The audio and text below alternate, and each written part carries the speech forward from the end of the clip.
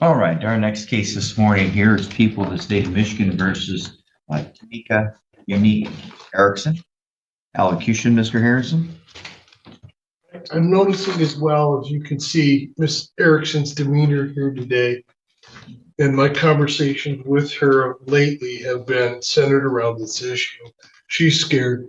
She's scared that this will be a situation that she could have had a lot worse outcome. It could have had a lot worse situation moving into the future. So I used the word scared, and maybe that has some negative connotations, but I meant it in a positive way because sometimes The the thing defense that you attorney begins by emphasizing that the defendant is genuinely frightened by the consequences of her actions. Instead of portraying fear as weakness, he argues that this moment could become the turning point that finally pushes her toward recovery from addiction. sometimes the thing that you worry about with someone who lives with addiction, as Miss Erickson does, is what's it going to take? What's it going to take to get them to stop and think and make some lifestyle determinations that don't simply allow her to fall back on her old ways of doing things? I'm pretty impressed with her demeanor and her outlook. She's done a couple of things. She's made tons of inquiries with regard to getting into some kind of treatment that the way she describes it would be irrespective of whether the court or probation or anybody thinks it's a good idea. It's something she wants to do for herself because she's taken that step to say, I need to make a change and I need to do it now because while I'm a young person At this now, stage, the defense highlights positive changes in her life. According to the attorney, she has voluntarily started searching for treatment and reconnecting with her Native American heritage, hoping these new influences will help her build a better young future. person now, I won't be in a couple of years. And I'll really regret it if I don't take this opportunity to make that change. She's also gotten in touch with, maybe for the first time, the Native American community that while she knew she had Native American heritage, she did not have contact with that part of her lineage. And she's found that to be a positive opportunity as well.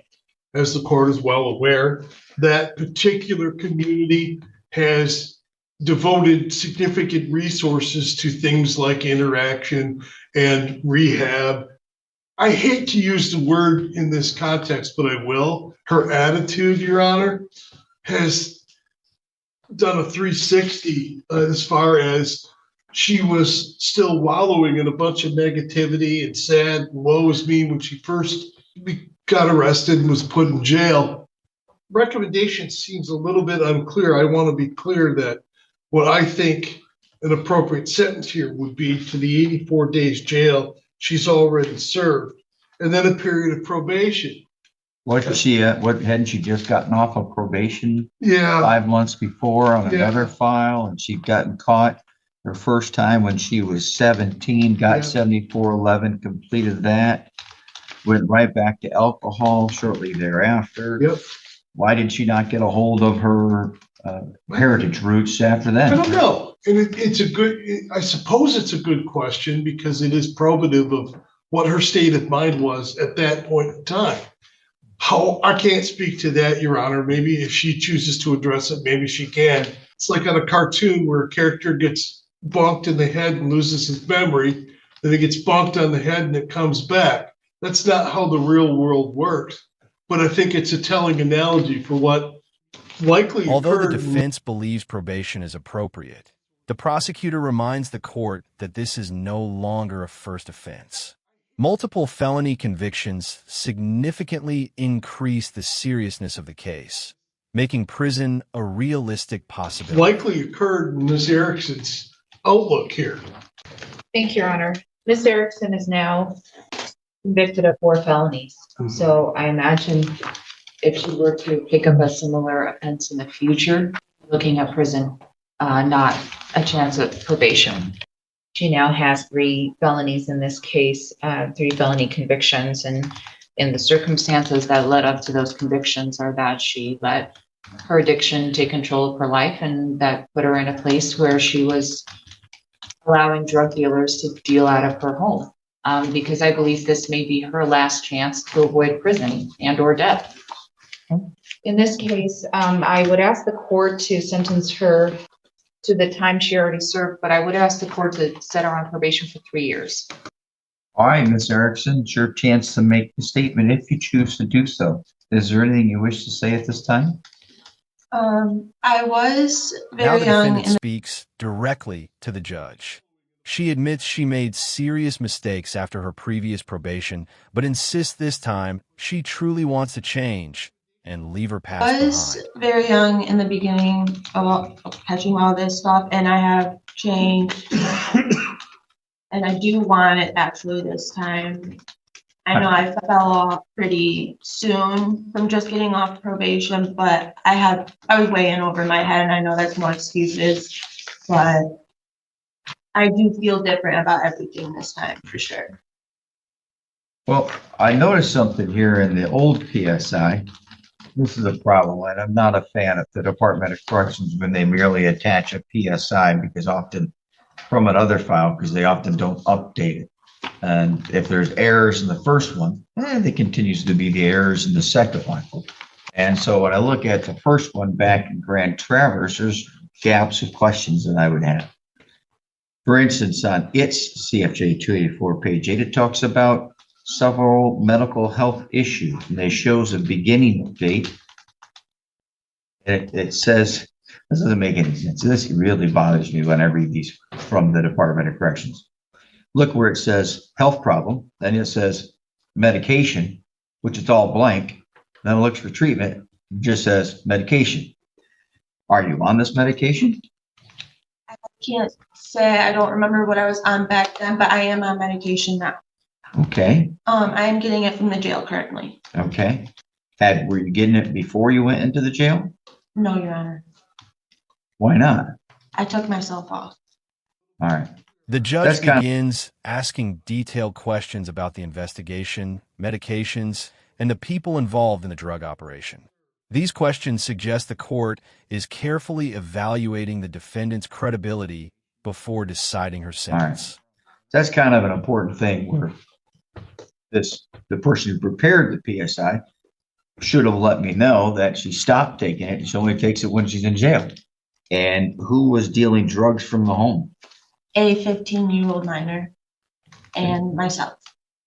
What about Malone? I have no clue who that is. I'm trying to figure that out still. It says the Traverse Narcotics team was doing controlled buys of fentanyl and crack cocaine from you and Mr. Malone. You don't know Mr. Malone, but you're doing deals with him? I don't know their real names, sir.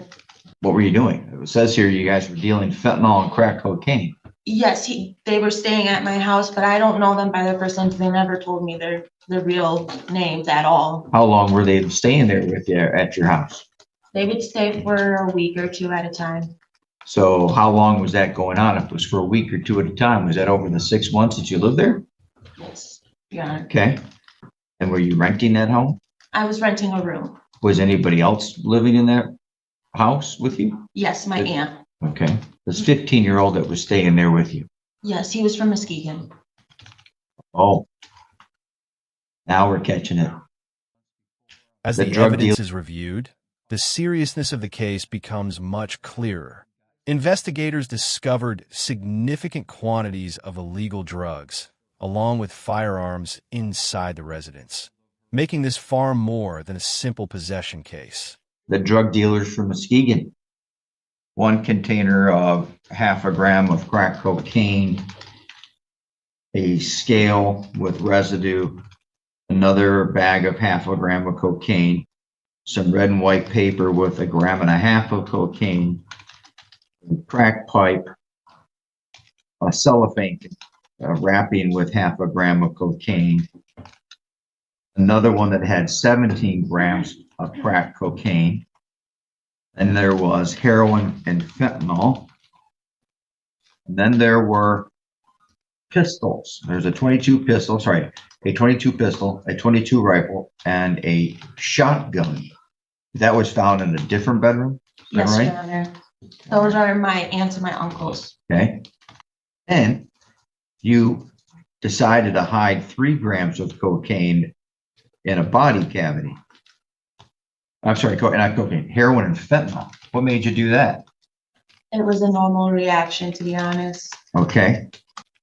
First Nation heritage here. Have you ever had contact with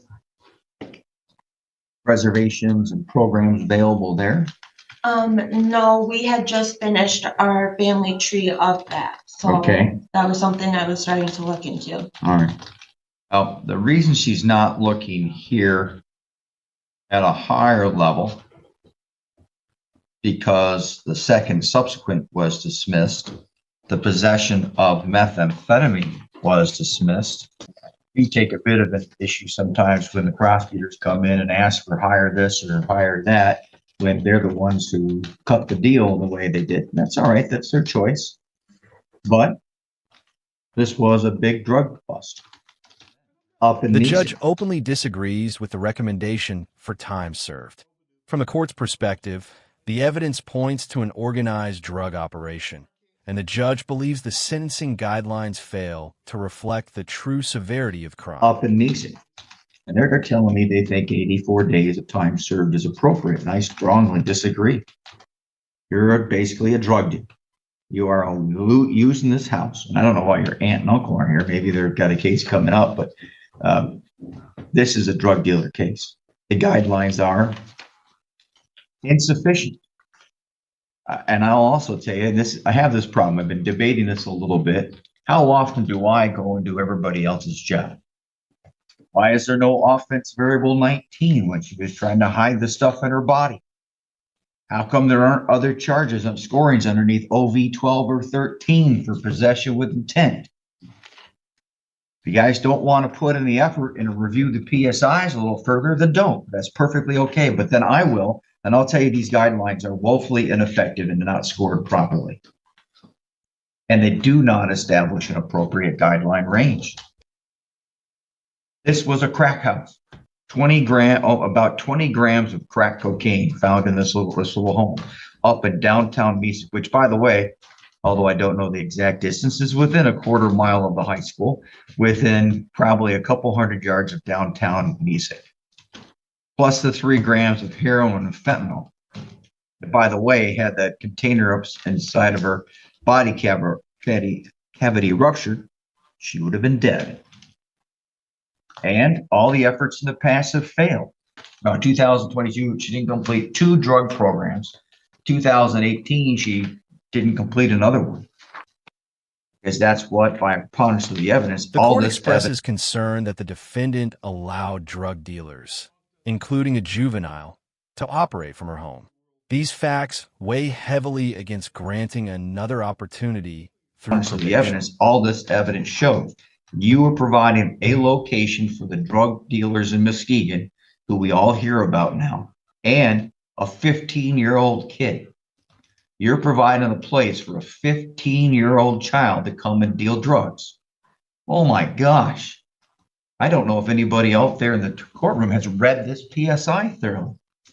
There's no way 84 days is enough. So you should be concerned about prison. It used to be that a 0 to 17 guidelines sanction cell said I couldn't even give prison. It was illegal. They don't say that now. They say it actually starts at 0 unless I find there to be reasonable grounds. Well, again, the guidelines are inadequate and they're not even scored fully is the way I see it. And you're a repeat drug offender.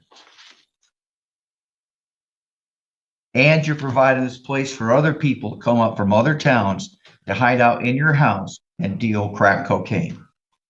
Oh my gosh. Criminal history began, or first of all, you've been using drugs since you were 12. I can't fix that with a rehab program. Bear River Health ain't gonna fix it. Probation, not gonna fix it. Also, the law says underneath 771.1, I can only use probation when I think there's a likelihood that you're not going to reoffend. And I think you are going to reoffend. I can't fix a pattern. You are a very young person, but your whole life for the last 15 The years has judge been drugs. reviews the defendant's criminal history, noting repeated probation violations and unsuccessful rehabilitation attempts. This pattern plays a major role in determining whether she is likely to Last reoffend. 15 years has been drugs. You began in 2017 when you were 17 years of age. I don't know if it means that it says not scored 7411, so therefore I must assume that she completed it. But you lasted 9 months after that, and then you got caught with operating while intoxicated. Then it was shortly thereafter you began stealing. You got the retail fraud. You were given probation that was revoked unsuccessfully because you made it 2 weeks before violating probation. Then you got a driver's license suspended in 2020. Not a big charge, but it does say that you're deceptive. And then in 2021 at the Grand Traverse, you had your first run-in with the the Traverse narcotics team. You got a possession of meth, and you were placed upon a period of probation for 2 years, and you made it 3 months. No, I take it back, 4 months. After that, you made it another couple weeks. But then after that, you made it only a couple more months into June 2022. Then you made it 2 more months, and you failed to complete you ordered into a Women's New Hope shelter, but you almost immediately tested positive for use. So the answer is just no. I don't think you're going to change. I don't think, After at least considering the evidence, the judge concludes that imprisonment is the only appropriate sentence. The court believes previous chances at rehabilitation have failed, and that public safety must now take priority. I don't think, at least not right now, because everybody tends to probably treat you a little too nicely. This is no. I know it's an intermediate sanction cell, but the way the law is written now, I can still give prison with those reasonable grounds. And I think those are reasonable grounds. The court therefore sentences the defendant to a prison term of, for count 1 and count 2, 13 to 24 months, for count 2, which is the maintaining a drug house. That is also, hold on, I said 24 months, that's 48 months. I'm sorry, Madam Clerk. 13, 1 and 2 are 13 to 48, and count 3 is 13 to 24 with 84 months. Court adds a $68 state minimum fee, $130 crime victims' right fund fee. I'm not going to add any court costs, fines. There'll be a $60 DNA fee, no attorney fee. Even after imposing a prison sentence, the judge encourages the defendant to participate in a correctional boot camp program. The message is clear: accountability comes first, but rehabilitation is still possible if she chooses to change. Now, Miss Erickson, you may qualify for boot camp now that I'm sending you there. And if you take boot camp, I'm likely to grant it. And if I do, you'll probably actually get out quicker than if I were to send you to the jail for a year. But I hope you take it. This attitude that you've got where you think it's absolutely okay to spread drug addiction around in this county is wrong. And if you're helping these 15-year-old kids come up here and deal, no. And when you get on the phone sometime and you talk to those people down in Muskegon who are sending up these young kids, tell them do not come up here to Westford County. Go someplace else or just stop doing it. Don't come up here and deal in it.